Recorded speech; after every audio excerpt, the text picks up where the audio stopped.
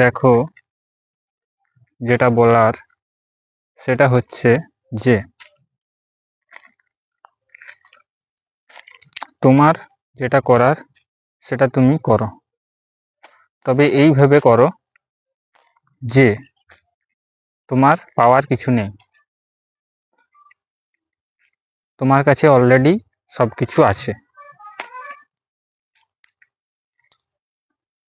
কারণ যদি তুমি কিছু পাওয়ার জন্য করো, তাহলে যেটা বলার সেটা হচ্ছে যে যেটা তুমি করছো সেটা এইভাবে করো না যে তুমি কিছু পাবে সেটার জন্য।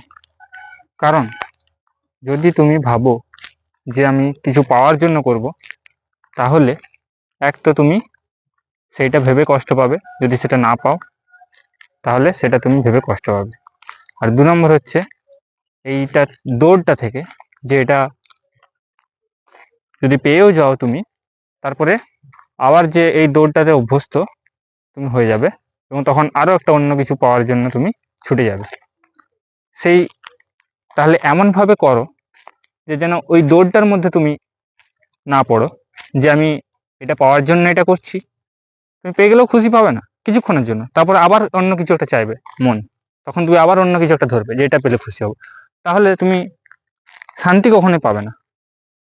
তাহলে এই জিনিসটা কখন থেকে বুঝবে? যখন ভিতর থেকে শান্ত হবে। তাহলে এমনভাবে করো যে কিছু পাওয়ার জন্য নয়।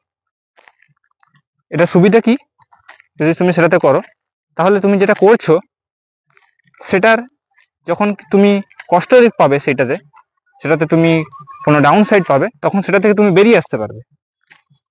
কিন্তু তুমি যদি দৌড়ের মধ্যে থাকো যে, তাহলে তুমি হয়তো পেয়েও গেলে তাও সেটা থেকে বেরিয়ে আসতে পারবে না। তোমার কাছে তখন সেটা একটা দৌড় হয়ে যাবে, মানে মানসিক অশান্তিতে পড়বে। মানে তুমি পাওয়ার পরে ছুটতে থাকবে, যেটা আমরা বলি ছুটতে থাকা।